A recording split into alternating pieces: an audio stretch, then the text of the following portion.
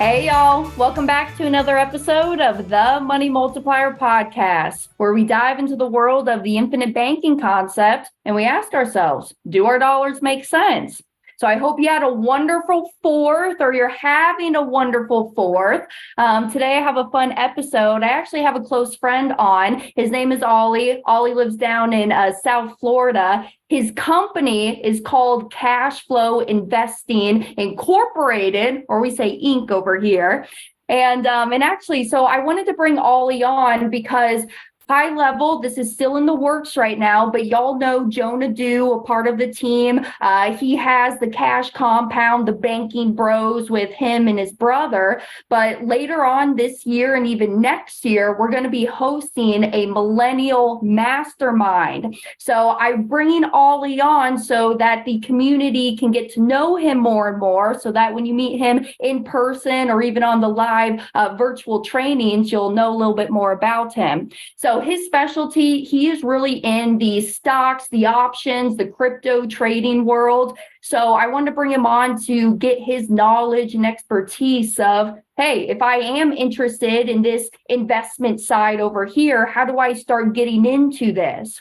So he's actually a first generation American who has started his entrepreneurship when he was about 12 years old. So this is when he was really first exposed to trading, and he's always had a passion to study powerful people and influences in the society in order to just grow himself. So after, Ollie started his company, and he really had the mission and the mindset to grow. And in order to grow, it takes massive action with a massive vision. So he's here, he's helping the community educate and showing the opportunity that, hey, if you are really determined and willing, that this whole knowledge can totally change your financial future. So I think it's just really cool. We're a part of the same age. And I even tell folks this a lot too when I'm traveling around. Most of my friends, honestly, they're like in their 40s or 50s, right? Because most of the people in our age ranges, they're still out there partying and doing all the fun stuff right now. So it's just really cool to get connected with like-minded people. So Ollie, what's going on? How are you doing? Nothing much. It's a pleasure to be on here, Nana. I just want to give it right back to you, T. Since we first got connected, like you just said, I haven't really met too many individuals in my age range specifically, that are focused, that are driven, and that are doing things and sacrificing time at a younger age. That way we can be somewhere better, when we're older. And same thing, all my friends, I'm the crazy one out of the group. They're all partying, drinking, smoking, doing stuff, that they're enjoying their young time, but, they're not going to really enjoy their older years as much, so it's cool. It's refreshing. To have a conversation, and, I'm honored to be here, so I appreciate it. Absolutely. Well, now here, just real quick, a few announcements before we get into it. Y'all, I did start my vlog channel, if you haven't heard already. If you go to YouTube, Hannah Kessler, Hannah spelled the same way as forwards and backwards, Kessler with one S. You can stay up to date on what I'm doing when I'm off the stage and not teaching this powerful financial concept. And as always, if you go to our website, themoneymultiplier.com/events, you can always stay up to date with the live or even virtual events that we're doing around the country or on the web. So with that, we'll get into it. Let's do it. So now, Ollie, in your own personal investment portfolio, what are you currently doing right now? So that's an interesting question, because there's so much, volatility going on right now, with inflation, with the dollar. And for people that aren't aware of that kind of stuff, I was talking about it on one of our live streams the other night that there's a lot of, foreign controversy going on. And that's kind of I think, in my opinion, it's going to affect what happens with the dollar in the next 3 to 5 years.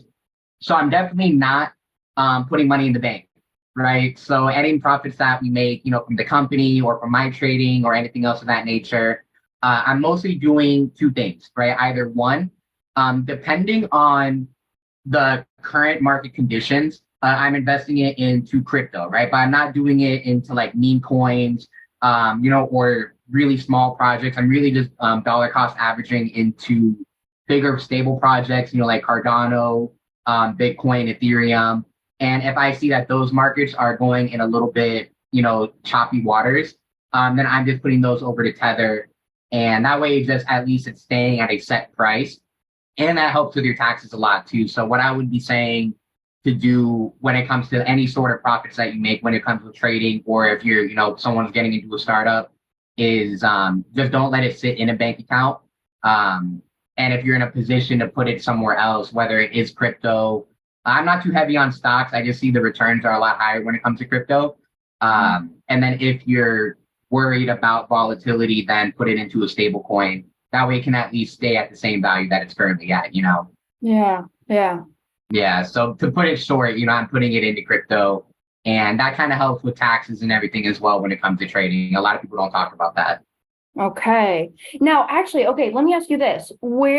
Did you have a mentor? Did you have a mentor? Was it just studying a whole bunch of books or just watching what the market was doing? How did you gain your knowledge up to this point?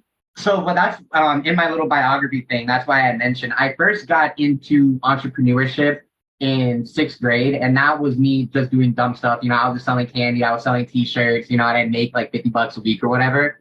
But when I was in 7th grade, I had just turned 14, and my dad, he actually had his friend or something that told him about Forex trading. And this is back when nobody at all knew what Forex was. Like trading wasn't even a thing really. And in order to do it, you had to access certain platforms. You needed to have a certain amount of capital. So my 7th grade summer is that's when he first told me about it, and I would just watch him trade all day. And he, like I said, I'm a first generation American, so he didn't really understand English too much. And his partner, all he spoke was English. So he was learning how to trade with basically no information at all. So I just saw that growing up at first. And then whenever I got out of high school, and then I went to jail for a little bit for doing dumb stuff. And after I got out of jail, I wasn't able to get a good job really. So I was just kind of going around and figuring out other side hustles that I could start doing. And then I remembered about trading. So this is to answer the question. My dad was my first mentor, but whenever I was like 19 or 20, trading wasn't working out because I was just going to YouTube University. I was going to Books A Million, and I was just trying to read and learn a complicated industry in a non-complicated way. So that didn't work out. And then I invested into my first mentorship program, and it was with what's his name? He's from Recce, from Real Estate Knowledge Institute, and that's where I actually met your dad for the first time. John Troutman, that was his name. So I invested $7,500 into that program when I was 19, and that didn't really turn out too good either. But I got the concept of investing to gain access to information that can change your situation potentially. So after that, I would say I've never actually paid for an official trading mentor, right? But I have studied from a lot of people, a lot of, industry names and, Warren Buffett strategies, like big people like that. And then I would kind of dive down and buying different courses, joining different programs, Discords, Telegrams. And after 3 years of doing that, then I was finally starting to get profitable. And right around 2020 is when I started getting a little bit of a payout, and I was able to make a good amount of profits from trading. And I put that into Bitcoin. And then I rode that whole wave for 2020. And then that's what allowed me to actually leave my job. And then since then, still self-education, but I've never actually had an official trading mentor. And that's why I like teaching now, because if I would have had access to the information that I teach now, it wouldn't have taken me 3 to 5 years, to actually start making money. I would have been able to do it a lot faster. Oh, that's powerful. No, that's a really, really cool story. I didn't know that. I didn't know that I've always known you as an entrepreneur. I had no idea that you were working a day job as well. So that's no, I was working in Riviera Beach. It's like 20 minutes north of me. It's still in Palm Beach. But I was making $9.50 an hour in commission selling phones. And literally, right after I joined Recce, I was studying trading and I was studying real estate at the same time. But I would go to work, bring my laptop, and then anytime there wasn't a customer in there, I would be studying, I'd be practicing. As soon as I would get off work, I'd drive home. And at the time, I had a 600 square foot apartment, 1 bedroom, and it was in the middle of the hood. And, my car got broken into the first night. We had bed bugs, cockroaches, everything. and I'd study in the little corner of my living room because that's all the only space I had. Yeah. And I have photos of me, trading and losing money, investing, making some money. But then that's when my journey kind of started with trading specifically. And like 9 months later, 9 or 10 months later, it was like September of 2020, right after COVID hit, is when I made enough to actually leave my job. And then since then, I've been independent. There we go. No, Yeah, that's yeah, awesome. yeah. So Now, before we get into it though, do you agree, and maybe not, but do you agree that there are some terms that the community needs to know to have an informed conversation around this? Call or put options, the strike prices, expiration dates, or nada. That's maybe. yeah, no, like I get the question. So to answer that, because I try to teach everything very, there's an acronym that I follow, KISS. It's like keep it super simple, Yeah. and I think that and this ties into like a whole different subject where it's like, again, access to information. All the mumbo jumbo that a lot of people refer to in trading, it's like you need to know it in order to become profitable in time, but it's not needed to get into trading. And I think that's a very intimidating threshold that people fear crossing because they think that they don't have the intelligence to understand it. But basically call and puts, longs, shorts, all those are just verbiages for buy and sell, pretty much. Buy low, sell high, very basic concepts. But in order to actually make money with it, there are certain like vocabulary terms that you need to use depending on like the strategy that you're using and stuff. But it's not something that if you don't know it, you can't learn it.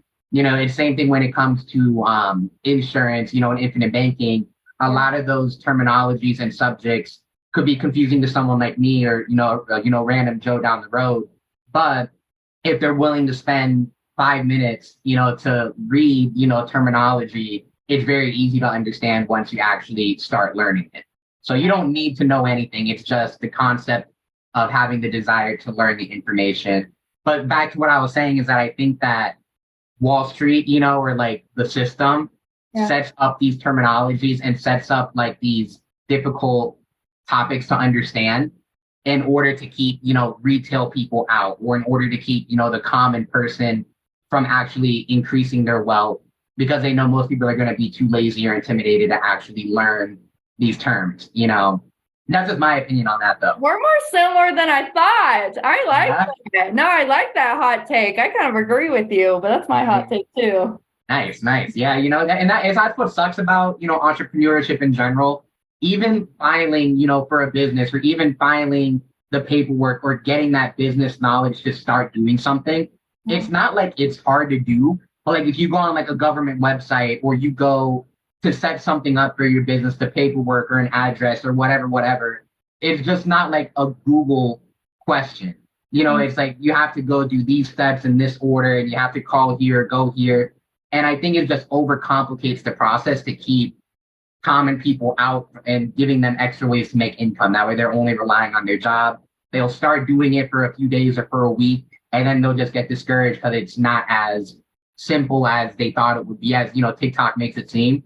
Yeah. But it's just the desire to learn again. If you're actually wanting to go out there and learn how to trade or learn how to, bank for yourself or go learn how to start a business, if the desire is there, you'll figure out the basic terminology for things, Absolutely. That's funny that you bring that up this week because I've been saying that a lot. I want my seekers. I want the seekers out there who have the drive and the ambition to want to go out and better their situation or seek the knowledge. Exactly.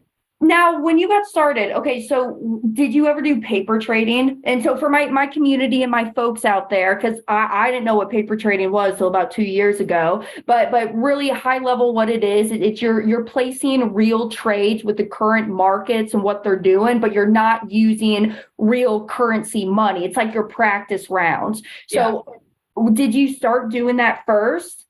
So I'll tell you what I did, and then I'll tell you what people should do.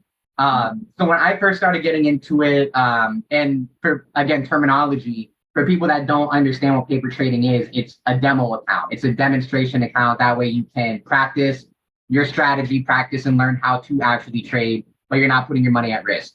So when I first started trading, I studied for a little bit, right? I studied for like a week, right? And I understood like basic strategy. I knew buy low, sell high. And then I just started putting money into my account though, right? And I was just trying to turn $500 into $1 million in 30 days. I was that guy still, and then I figured out really fast that that's not how it works. So I ended up blowing through like $2,000 or $3,000 when I first started, just because I was avoiding delayed gratification by trading with a demo account. But now, anytime that whether they decide to work with me or not, anytime that somebody, asks me a question about trading or somebody just joins the program and we're getting them set up with their stuff, I can't obviously make anybody do anything.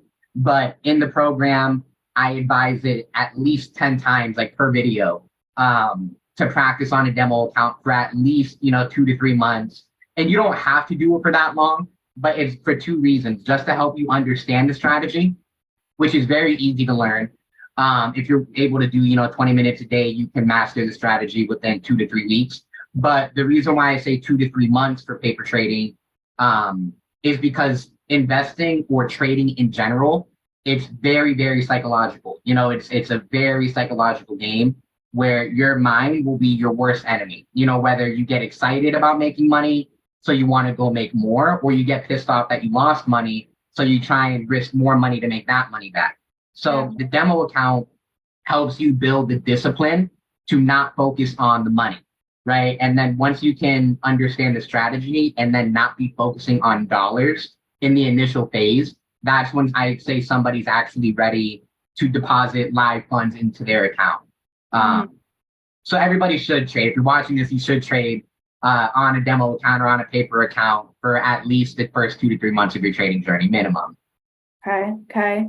Yeah. Now, what sites are you doing? I mean, are you doing like TD Ameritrade? Are you doing Coinbase? What are you using? Yeah. So for crypto, whenever I withdraw profits and I'm investing it into, a different asset, that way I can keep compounding.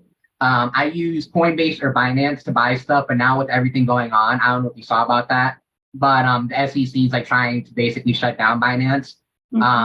So I'm mostly using Coinbase, but then all the money I keep, I put it on a cold wallet, which is a ledger, in case something happens, with like FTX, for example, when they got shut down and everyone lost their money for the most part. I keep it on a ledger for that. But the platforms that I trade on, there's two different types, and people are going to disagree with me on which ones they should use. So there's offshore and there's onshore, which is basically regulated or unregulated. So for Forex trading and binary options trading, you can't do that on like Webull or TD Ameritrade or, Thinkorswim. That's for like stocks and stock options. So for binary options, I use two platforms. One's onshore, which is regulated. And I guess I should explain that really quick too, just the difference.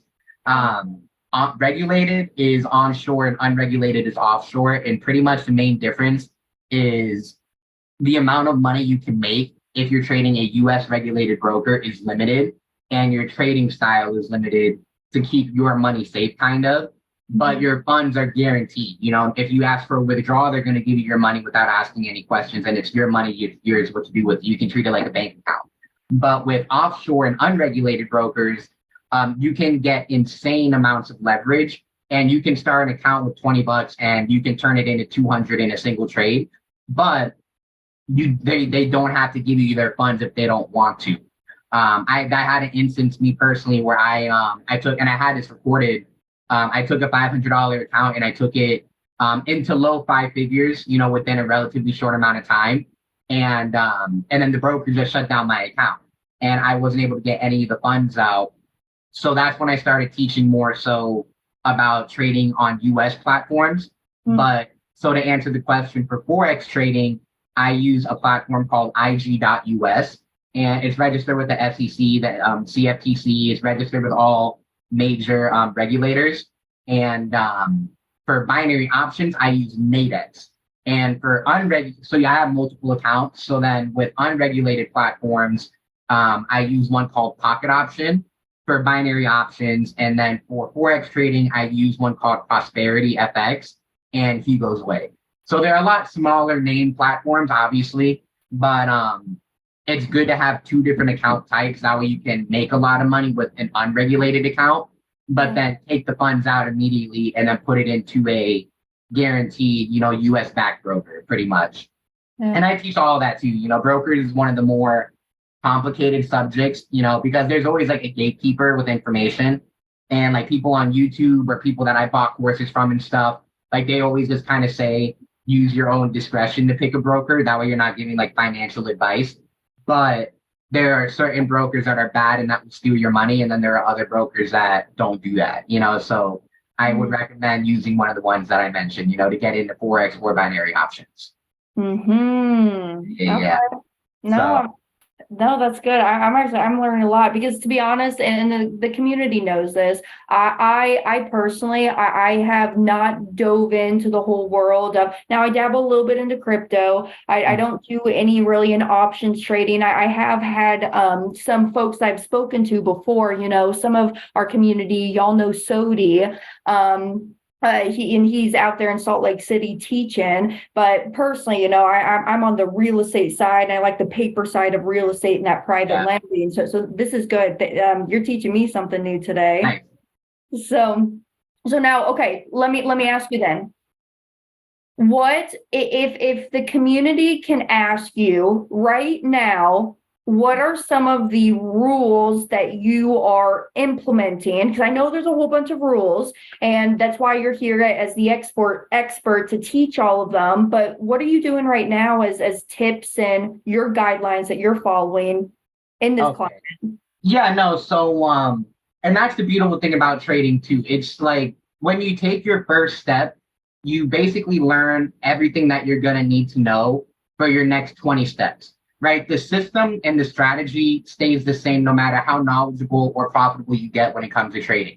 So there is a very specific set of rules that tie in with my strategy that I teach the students and everything.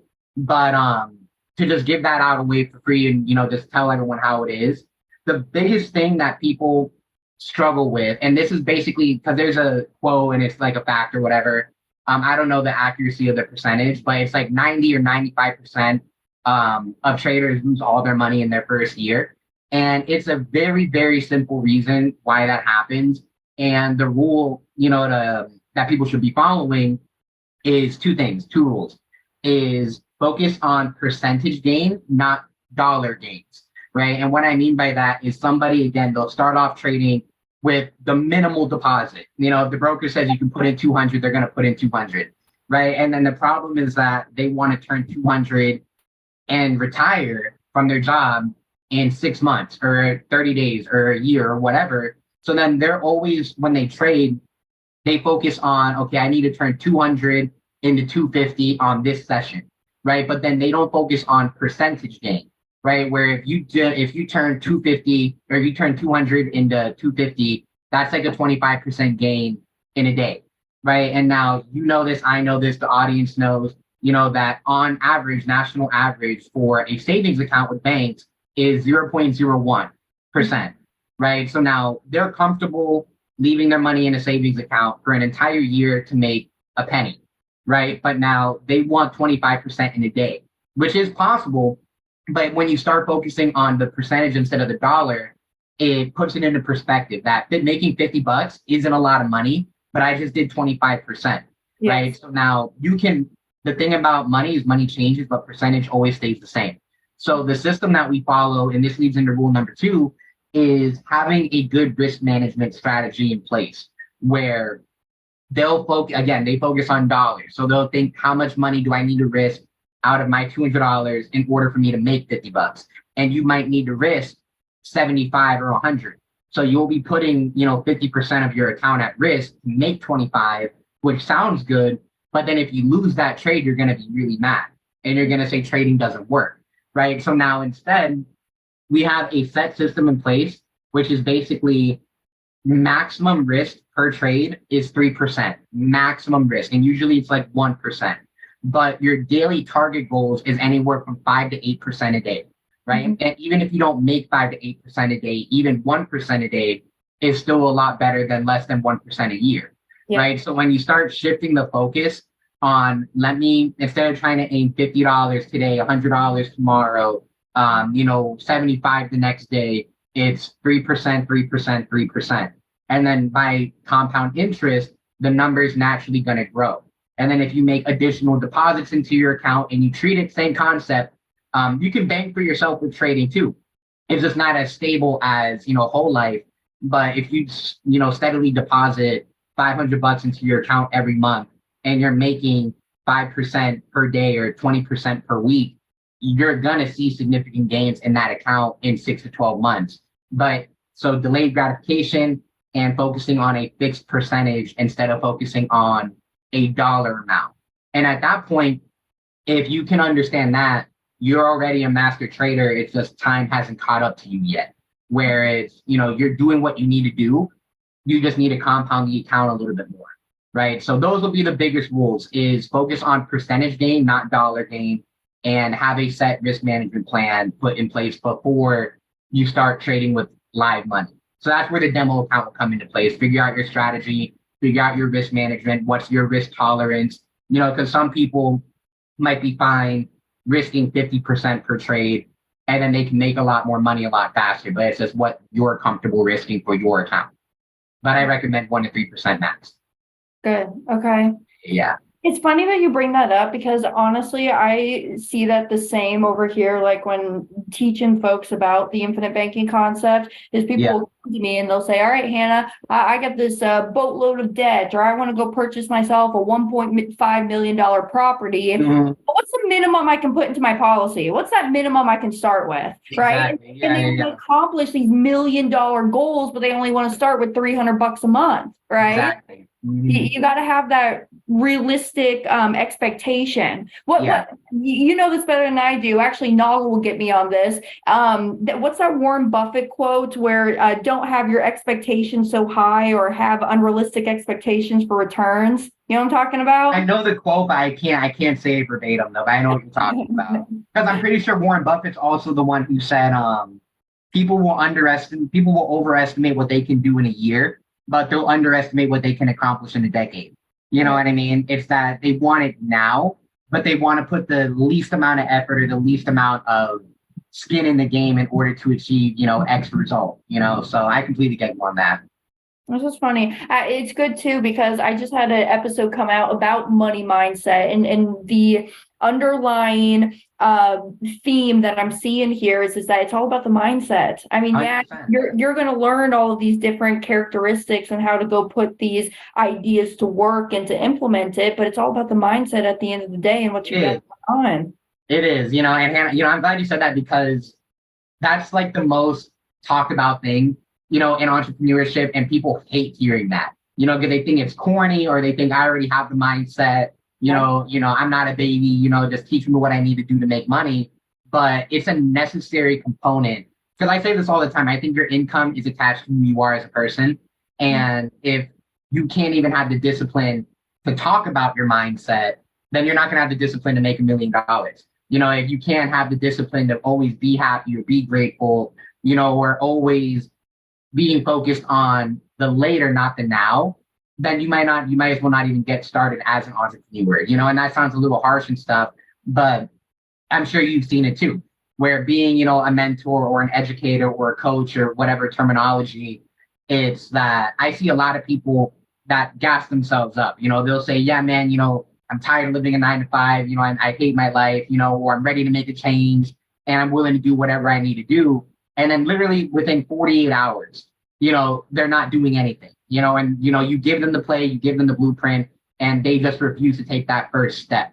And a lot of it is just, I'm 24, for example, right? Let's say I wanted to get started with my journey today. And I was like, you know what? I want to be something more. I think I'm worth more, and I'm going to go figure out how to go do it. The problem though, is that in order to, I think, become successful, you need to unlearn and relearn everything, right? And you have to go against 24 years of mental conditioning that keeps you average, for lack of better words. You know what I mean? And that's a big shift in mentality. It's a big change. It's not just waking up early and watching a few videos. It requires, if you lack in one area, you'll lack in every area. So it requires a complete lifestyle shift. And it's a lot harder to actually do that because you can't do it in a day. You know, you have to do it on, consistently for a long period of time. And then you'll start seeing like a little bit of growth. And it might not even be financial, but you have to have the mindset to notice that growth. But most people just don't have that, unfortunately, and I think anybody could do it, but it's just that most people won't do it just because they're mentally conditioned not to do it. That's it. I was at a mastermind not a few weekends ago in Park City, Utah, and I met Paul Anthony. So Paul Anthony, he was really high up in a company called Welma. They're equivalent to like Paul Mitchell, the hair care products. Okay, got you. And he said something. He says, "Hey, it's my job to give you the direction, but it's your job to start implementing it." So 100%. I can only do so much. It's kind of like the same saying of, "Hey, you can lead the horse to water, but you can't make it drink." It's the same thing over here, because we'll say it all day long till we're blue in the face. Now I'll just with y'all for a second too. I mean, one thing that's really been bothering me here recently is that I understand our economy and kind of where we're at right now. And we have a crazy election that's going to come up later on this year, right? There's so many things that's going on. And a lot of people right now, they're acting out of scarcity and getting very scared and wanting to hoard, not just financials, I think in every aspect of their life. And so I don't know, I'm feeling a little bummed with today's mental mindset. So I just want to share that with the community. Yeah, no, I get that. And, you're completely right. You hit it on the head. A scarcity mentality is the most expensive thing in the world. You know what I mean?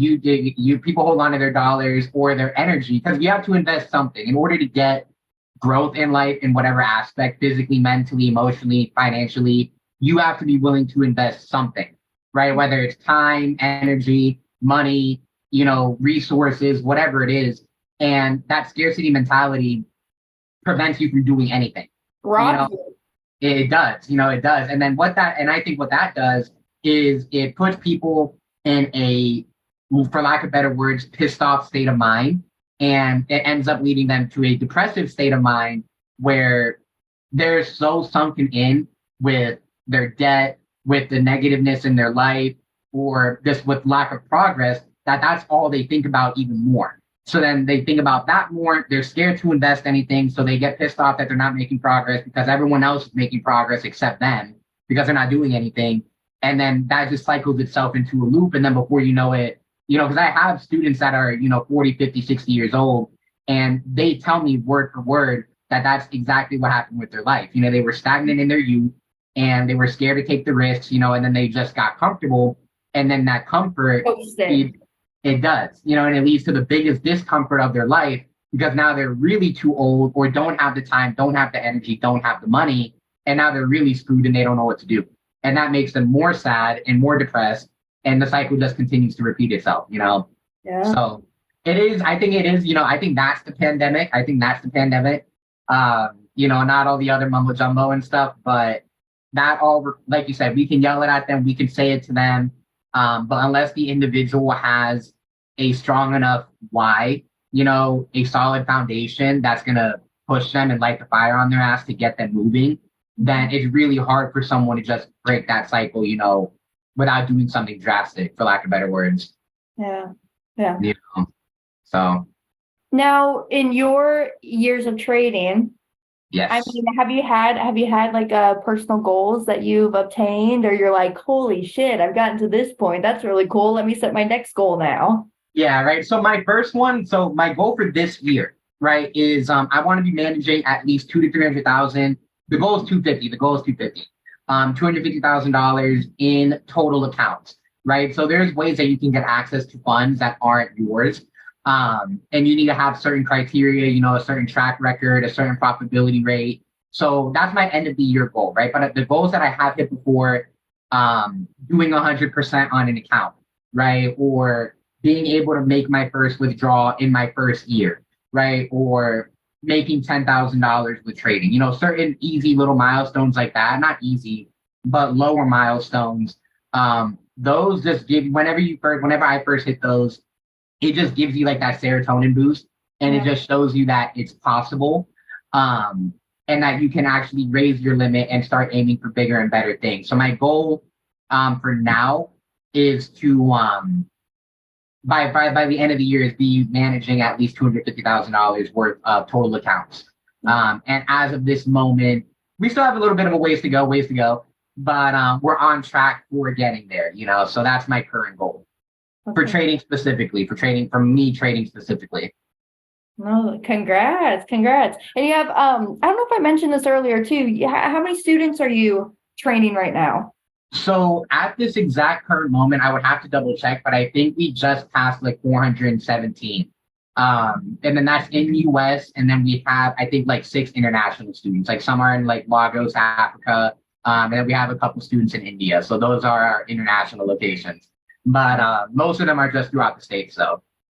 All right. Yeah. But it took a long time to get to that point, though. Yeah. No, I hear you. Yeah. And is it you by yourself doing all the coaching? Do you have a team or? So I have, I'm obviously like the face of the company. I'm the one that does like the live streams. I'm the one that does the teaching. I do have one partner of mine who started teaching with me. He does Monday nights for our live stream. He's out in Chicago, and he started out as a student in cash flow. Zero knowledge on trading, zero background education. And he was able to actually become profitable enough to leave one of his jobs. And then he asked me maybe like 4 months ago if he could start teaching too. So then he's on a little bit of a contract with us, and he's teaching out in Chicago. He's helping me teach. But like for client success, we have maybe like 3 to 4, not full-time people, but people that help me manage like the back end of everything. And we have a couple of affiliates and stuff too, but I'm the one that's like in the front lines doing everything for the most part.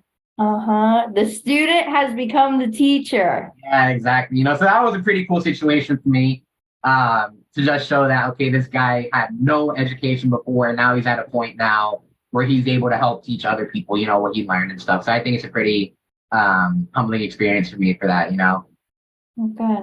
Yeah. Now, Ollie, I know it's kind of getting late for us over here on the Florida side. So is there, I want you to share with the community, how can they get in contact with you? How can they join your live events that you're doing or your reels that you're posting? So aside from social media, so we have a ton of free resources that people can get access to. My number is 561-377-2122. Our email is hello@cashflowinb.com. And the website is cashflowinb.com. But on the website, we have a free resources tab. We have a free mini course that'll give you, basic explanation on how to get into trading, all the recommended brokers and platforms. I have a free Discord, and our live streams on YouTube. We do those Monday, Wednesday, and Friday. Depending on your time, it's 9 or 10 p.m.